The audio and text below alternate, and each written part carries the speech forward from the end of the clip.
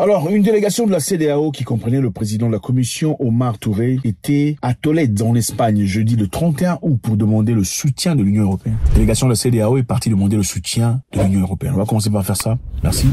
C'est fait. C'est bon. Une délégation de la CEDEAO est partie en Europe, en Espagne, pour demander de l'aide. La CEDEAO est très occupée pour l'instant avec quoi? Le Niger, on le sait. Ils sont partis en Europe demander de l'aide. Ils veulent un soutien. On va suivre cette vidéo rapidement et on comprendra juste après. An ECOWAS delegation that included the president of the Commission was in Toledo, Spain Thursday to ask for support from the European Union. The officials were accompanied by Niger's Minister of Foreign Affairs in the defunct government. Donc ils sont partis de la délégation de la CEDEAO accompagnés de l'ex-ministre des Affaires étrangères du Niger. L'ex-ministre, c'est-à-dire le ministre nommé par Mohamed Bazoum. Et la CEDEAO sont partis à l'Union européenne pour demander de l'aide. C'est l'aide pourquoi? Posez-vous la question. It's already been over a month since Bazoum was deposed by the army. The West African bloc presented its Niger policy to the 27-nation bloc. Donc c'est clair, ils sont partis là-bas pour chercher des stratégies, des tactiques sur comment être efficients sur leur travail de destruction du Niger. On y va. My visit this afternoon is to explain our position to the European Union, what has informed the various measures that ECOWAS has taken, and the collaboration we seek from all our partners. Nous sommes venus ici pour vous donner notre plan, comment nous avons réfléchi, ce que nous voulons faire et comment on va marcher avec nos partenaires. As you know, the world is a global village. Le monde est un grand village. Bizarre. One event in a particular place affects the whole world. So that ouais, comment un Africain va chercher de l'aide chez un Européen pour comment détruire un autre Africain? C'est magnifique. That is why we find it important to come to Spain to talk to our partners. Nous avons besoin de venir en Espagne pour parler à nos partenaires sur comment détruire nos frères. From the European Union, so that they understand what we are doing and give us the support that they are able to give us. On a besoin de sponsorship, on a besoin de soutien, de support pour la destruction de nos frères. C'est incroyable les amis, je sais même pas comment commencer. Donc voilà, nous avons les gens de l'ECOWAS. ECOWAS c'est quoi? CEDEAO, voilà, ECOWAS, CEDEAO. La CEDEAO, finalement c'est 15 pays, je voulais dire maléfiques, mais je le dirai pas parce que c'est pas les populations, ce sont les chefs, évidemment, qui font tout ce qu'ils peuvent pour protéger leurs intérêts. Donc la plupart sont des dictateurs, c'est clair. Vous savez quand un dictateur voit la maison d'un autre dictateur en train de tomber, ce qu'il fera c'est donner soutien pour pas que la maison de l'autre dictateur tombe. Parce qu'il sait que si la maison du dictateur à côté tombe, ça inspirerait ses enfants à le faire tomber.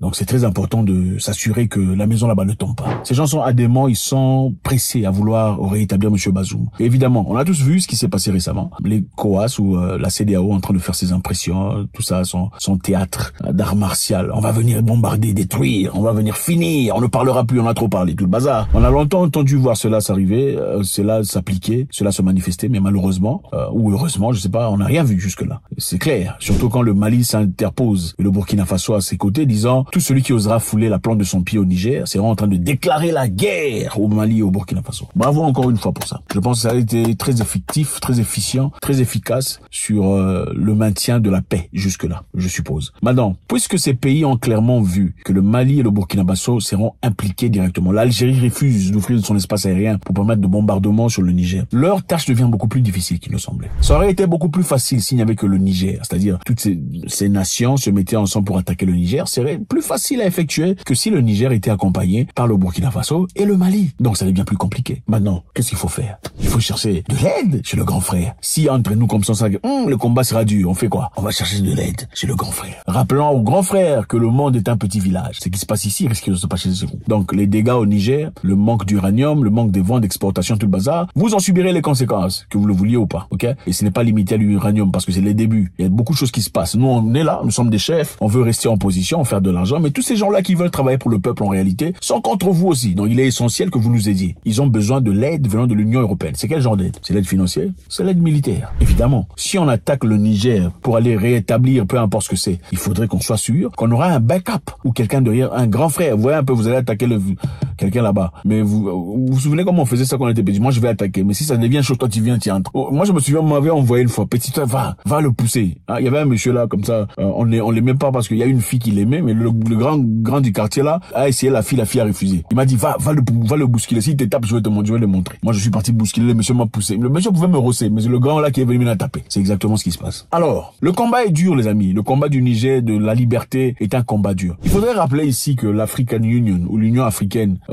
n'a pas son argent. L'Union africaine est instituée principalement pour aider les Africains à avancer, à progresser, à grandir, à être autonomes. Malheureusement, son argent n'a pas de budget. L'argent qui fait fonctionner l'Union africaine est l'argent venu de sponsors, des contributeurs, des donateurs, des sponsors. Donc, ce sont les Européens qui sponsorisent l'Union africaine. L'Union européenne sponsorise l'Union africaine, les amis. Maintenant, dites-moi comment vous pouvez résister aux Européens si c'est eux qui vous donnent de l'argent. Comment est-ce possible? Comment peux-tu dire non à une personne qui te nourrit? Dis-moi. Non, dis-moi. Toi, tu peux dire non à ton boss. Tu peux, please, laisse tomber. La plupart des femmes ici diraient non à leur mari, mais pas à leur boss. Si le mari dit, lave-moi les chemises, ah là, je suis fatigué. Si le boss dit, tu vas venir, madame, venez travailler le samedi.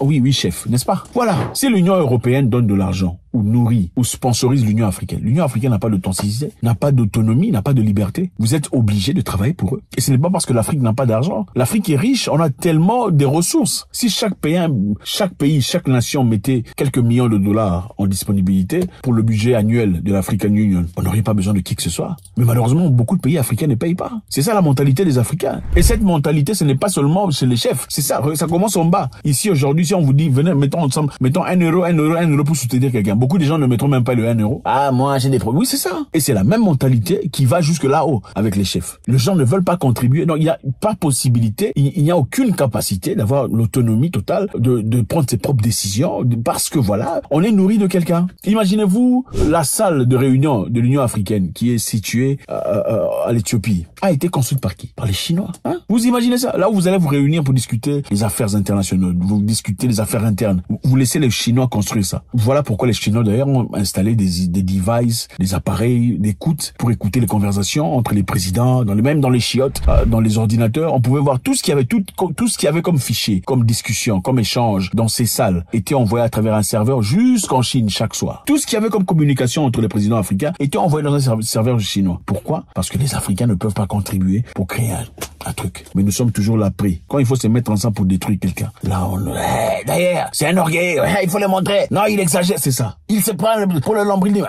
Lui, il pense qu'il est meilleur que tout. C'est ça les Africains. Mais quand il faut aider, lui, il fait bien son...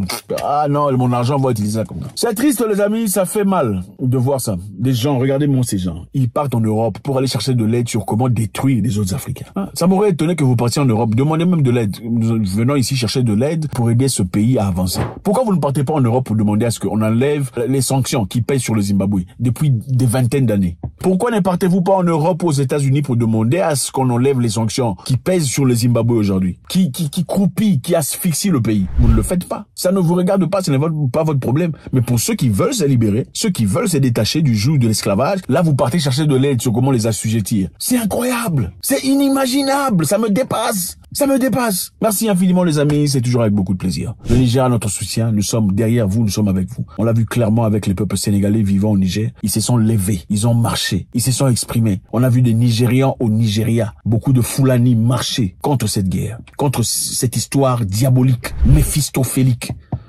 God bless. Laissez votre commentaire, faut pas oublier ça.